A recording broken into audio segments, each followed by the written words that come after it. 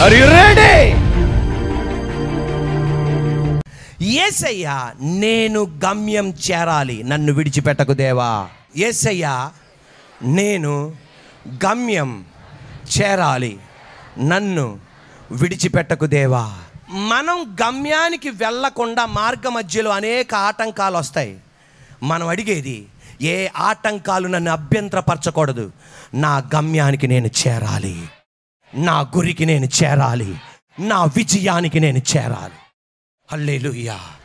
యాకోబుకు ఒక గమ్యం ఉంది, ఇశ్రాయేలుగా మారాలి. కానీ నాన్నని మోసం చేశాడు, అన్నయ్యని మోసం చేశాడు, మామయ్యని మోసం చేశాడు. కానీ సర్వశక్తి గల దేవుడు అన్ని ఆటంకాల అవరోధాలను దాటింపజేసి గమ్యానికి తీసుకెళ్ళాడు. సౌలు గమ్యానికి వెళ్ళలా, అర్ధంతంగా మధ్యలోనే ముగింపబడింది. అందుకే దావీదు అంటాడు, మార్గ మధ్యలో నన్ను తీసుకోకు ప్రభువా, మార్గ మధ్యలో నన్ను కొనిపోకు ప్రభువా, నేను గమ్యానికి చేరాలి. నా ముందల రాజు మార్గ మధ్యలో వెళ్ళిపోయాడు, కానీ నన్ను గమ్యానికి తీసుకెళ్ళి ప్రభువా. అపోస్తలుడైన పౌలు ఏమన్నాడు తెలుసా? నన్ను గమ్యానికి తీసుకెళ్ళి ప్రభువా. గమ్యానికి తీసుకెళ్ళగానే ఏమని చెప్పాడు తెలుసా? నేను మంచి పోరాటం పోరాడి తిని, నా పరుగు తుదముట్టించి తిని, జీవ కిరీటం కొరకు నేను వేచి ఉన్నా. ఈరోజు నీకు కూడా ఒక గమ్యం ఉంది. ఆ గమ్యం జరనీయకుండా పాపం అడ్డు రావచ్చు, శాపం అడ్డు రావచ్చు, వ్యక్తులు అడ్డు రావచ్చు. వాటన్నిటిని దూరపరిచి నేను గమ్యాన్ని తీసుకొచ్చాను గాక. యేసయ్య అంటున్నాడే, నా దేవా, నా దేవా, నన్ను ఎందుకు చెయ్యి విడనాడితివి? ఆ మాటకి ఇంకొక అర్థం ఏంటి తెలుసా? నేను గమ్యానికి చేరా. హల్లెలూయా. లేఖనాలు నెరవేర్చా, నా గమ్యానికి తీసుకొచ్చావయ్యా. మార్కు సువార్త 15వ అధ్యాయం 34వ వాక్యం ఇంగ్లీష్లో చూడండి. మార్కు సువార్త 15వ అధ్యాయం, మార్కు సువార్త 15వ అధ్యాయం, Mark the gospel of Mark 15th chapter 34th verse. అక్కడ ఏం కనబడుతుంది? మరలా మత్తయి సువార్త 27:46. ఇప్పుడు మార్కు సువార్త, మత్తయి సువార్త రెండు కలిసి ఇప్పుడు చూడండి. తేడా ఒకటే. మార్కు సువార్త 15వ అధ్యాయం ఎలోయ్ ఎలోయ్ అరామిక్ భాష, ఇలాయ్ ఎలాయ్ గ్రీక్ భాష, సబక్తాని అరామిక్ భాష. అందరు జాగ్రత్తగా చూడాలి. సబక్తాని అరామిక్ భాష, ఎలోయ్ ఎలోయ్ ఎలోయ్ ఎలోయ్ అరామిక్ భాష, ఎలాయ్ ఎలాయ్ అరామిక్ భాష, సబక్తాని సబక్తాని అది అరామిక్ భాష.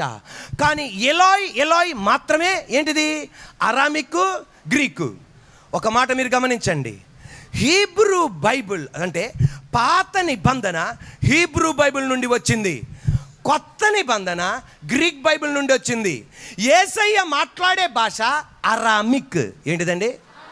అరబిక్ కాదు, అరామిక్. బిఐసి కాదు, అరామిక్. ఇక్కడ సిలువలో పలికిన మాట ఏంటిది? అరామిక్. దాన్ని గ్రీక్లో తర్జుమా చేసినప్పుడు ఏలియా ఎలాయ్ ఎలాయ్ అన్నారు. అంటే పాత నిబంధన హీబ్రూలో రాయబడింది. హీబ్రూలో ఏమంటారంటే, గ్రీక్లో ఏమంటారంటే సబక్తాని. చూడండి, సబక్తాని. సబక్తాని అన్నది ఏంటిది? అరామిక్. ఆ సబక్తాని అన్న మాట హీబ్రూలో లేదు. హీబ్రూలో ఉన్నది ఏంటి తెలుసా? అస్బతాని. గడి చెప్పండి. అస్బతాని అంటే సబత్తాని అన్న మాట హీబ్రూలో లేదు. హీబ్రూలో ఉన్న మాట అస్బతాని. అస్బతాని అంటే ఫోర్సేకన్, విడువబడుట, విడువబడుట. ఆ మీనింగ్ ఇచ్చారు సబక్తానికి, ఆ మీనింగ్ ఇచ్చారు. కానీ సబక్తానికి అన్న మాటకి అర్థం టు స్పేర్, టు కీప్. సబత్తాని అంటే దాచుట, కాపాడుట, ఒక కీప్ చేయుట. అజబత్తాని అంటే ఫోర్సేకన్. అందువలన అజబత్తాని ట్రాన్స్లేషన్ ఇచ్చారు. నా దేవా, నా దేవా, నన్నెందుకు విడిచిపెట్టావు? కానీ తర్జుమా ఏం రావాలంటే, ఒకసారి చూడండి. My god, my god, for this I was spared, for this was my destiny. నా దేవా, నా దేవా, దీనికోసమే నన్ను కాపాడావు, ఇది నా గమ్యం. హల్లెలూయా. యేసయ్య సిలువలో అంటుంది, నన్ను విడిచిపెట్టావని కాదు, దీనికోసమే నన్ను ఇక్కడ ఏర్పాటు చేశావు, ఇది నా గమ్యం.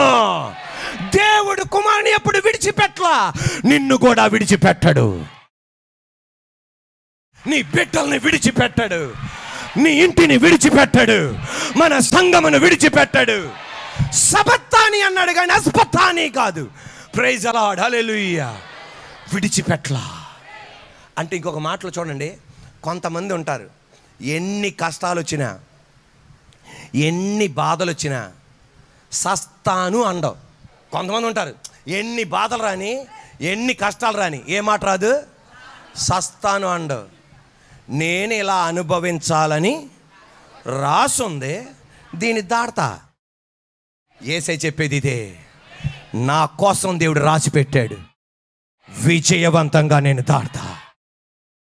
అందుకే సమాప్తమైనది, నా ఆత్మ నీ చేతిగా అప్పగిస్తున్నా, విజయవంతంగా మరణించాడు. ఈ రోజున అదే దేవుడు నిన్ను నన్ను ఎన్నడు విడవడు. ఇంకొక తల్లి మన మందిరంలో సాక్ష్యం చెప్తున్న సాక్ష్యం, నిన్న శుక్రవారం భార్యాభర్తలను దేవుడు దీవించాడు. దీవించి ఆమెకి గర్భఫలం దేవుడు ఇచ్చాడు. 3వ నెల వెళ్ళి 3వ నెల 5వ నెల స్కానింగ్ చేయించాడు. ఒంటరితనం.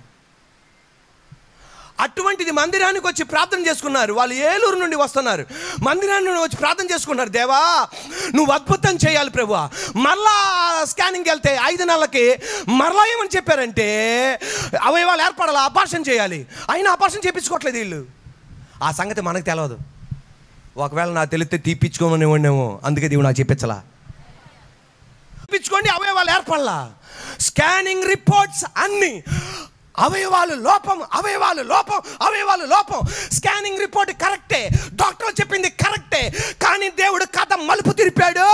జన్మించినప్పుడు సంపూర్ణ అవయవాలతో జన్మించాడు. ఈ రోజు నేను వెళ్తున్న ప్రతి ఒంటరితనము నుండి విడిపించగలిగిన సమర్థుడు ఆయన. ఆ సాక్ష్యం ఒకసారి డిస్ప్లే చేయండి. మీ పేరేంటి? నా పేరు బాయమ్మ అండి. బాయమ్మ గారు. నీ పేరేంటమ్మా? శిరీష. బాయమ్మ గారి యొక్క కోడలు గారు. వీరు ఏలూరు నుండి వస్తున్నారు. ఏలూరు దగ్గర ఎక్కడమ్మా? పెదవేగి మండలం నడిపల్లి. పెద్దవేమి మండలం నడిపల్లి దగ్గర నుండి వస్తున్నారు. ఈ చెల్లి గర్భవతిగా ఉన్నప్పుడు 3 నెలలప్పుడు ఏం చెప్పారంటే సరిగ్గా పిండం ఏర్పడలా, తద్వారా అబార్షన్ చేసేయాలన్నారు. మరలా చేస్తే అదే రిపోర్ట్ వచ్చింది. అటువంటప్పుడు ఈ తల్లి ఆ ప్రాంతం నుండి ఇక్కడికి వచ్చి ప్రార్థన చేసుకుంది. దేవా నాకు గనక నా కొడుక్కి కోడలికి బిడ్డనిస్తే ఏ అవయవాల లోపం లేకుండా నేను ఇక్కడికి వచ్చి సాక్ష్యం చెప్పుకుంటా. 5వ నెల కూడా ఏమని చెప్పారంటే సరిగ్గా అవయవాలు ఏర్పడలా, అబార్షన్ చేపించాలి. 9వ నెల కూడా.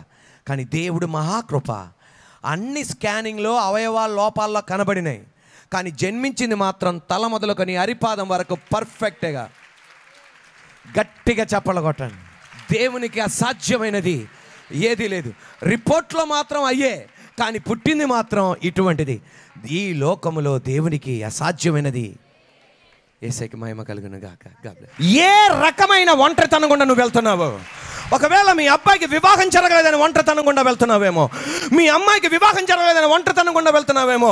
నీ ప్రాయములో ఉన్న అబ్బాయిలకు అమ్మాయిలకు వివాహం అయిపోయి వాళ్ళ 2 పిల్లలతోనూ 3 పిల్లలతోనూ ఉన్నారు. కానీ ఈ రోజున మీ అబ్బాయికి వివాహం జరగకుండా, నీ కూతురికి వివాహం జరగకుండా ఇంటిలో ఉందేమో. భయపడద్దు. నా దేవుడు ఆల్రెడీ నీ పాపను చూసి ఉన్నాడు. నా దేవుడు ఆల్రెడీ నీ బాబును చూసి ఉన్నాడు. సింహపు పిల్లలు ఆకలిగొని లేమి కొంటవేమో కానీ యెహోవాను ఆశ్రయించు వారికి ఏ మేలు కొదువై ఉండదు. మరలా చెప్తున్నాను, నేను బాలున్నైతిని, ఇప్పుడు ముసలివాణ్ణై ఉన్నాను. అయినను నీతిమంతుల సంతానం విడువబడుట గాని ఆహారం కొరకు భిక్షమెత్తుట గాని నేను చూడలేదు. మా అమ్మ నాన్నగారు దేవుని పరిచర్యకు వచ్చారు 2 బిడ్డలతో. ఒక కొడుకు చనిపోయాడు. ఎందుకు ఇలా జరిగింది అర్థం కాలా. ఒంటరితనం గుండా వెళ్ళారు. మామూలు ఒంటరితనం కాదు. ఎందుకు వెళ్ళారు? కానీ నా దేవుని వాళ్ళు విడిచిపెట్లా. సరిపోలా. దేవుణ్ణి విడిచిపెట్లా, వాక్యాన్ని విడిచిపెట్లా. హల్లెలూయా. ఈరోజు మమ్మల్ని ఎలా నిలబెట్టాడో మీకు తెలుసు, ఇంకా నిలబెట్టబోతున్నాడు. వ్యాపారం లేక ఒంటరితనం గుండా వెళ్తున్నావేమో, నీకు రావాల్సిన డబ్బు అందలేక ఒంటరితనం గుండా వెళ్తున్నావేమో, నువ్వు చేసిన పనిలో నష్టమైపోతే ఒంటరితనం గుండా వెళ్తున్నావేమో. నా దేవుడు నీ ఒంటరితనాన్ని బాగా ఎరిగాడు. హల్లెలూయా. ఈరోజు నాకు ఒక దర్శనం చూపెడుతున్నాడు. ప్రసంగం చేస్తుండగా చీకటిలో ఉన్న నిన్ను గాయపడిన చేతులతో నిన్ను ఆయన బయటికి తీసుకొస్తున్నాడు. ఆమేన్ అన్న అందరి జీవితంలో జరిగిన గాక. యేసయ్య ఒంటరితనం గుండా వెళ్ళాడు. ఏమండి, శరీర వేదన కన్నా ఆత్మీయ వేదన ఎక్కువ ఆయన పడింది. ఎందుకు తెలుసా? ఆత్మీయ వేదన. భార్యాభర్తలు కలిసి ఉంటారు, భర్త మరణించాడు అనుకో, ఆమె శరీర వేదన కాదు, ఆత్మీయ వేదన. యేసయ్య తన ఆత్మీయ వేదన గుండా వెళ్తున్నాడు. శరీర వేదన అనుభవించినప్పుడు నా దేవా నా దేవా అనలా. ఒకటో మాట అనలా, రెండో మాట అనలా, మూడో మాట అనలా. ఎప్పుడు అన్నాడు తెలుసా? ఆత్మీయ వేదన. ఈ రోజున ఇంట్లో ఎవరో కోల్పోయి ఆత్మీయ వేదన. అమ్మా నాన్న బతికుంటే నా బతుకిలా ఉండేదా అనుకునే చెల్లి, అమ్మా నాన్న బతికుంటే నాకు ఇలా జరిగేదా అనుకునే నువ్వు, నీకున్నయన్ని దూరమైపోయినాయే. ఆత్మీయ వేదన. ఈ రోజున నా దేవుడు అనేది, ఆ ఒంటరితనం గుండా వెళ్తున్నావా, నేను నిన్ను బయటికి తీసుకొచ్చా.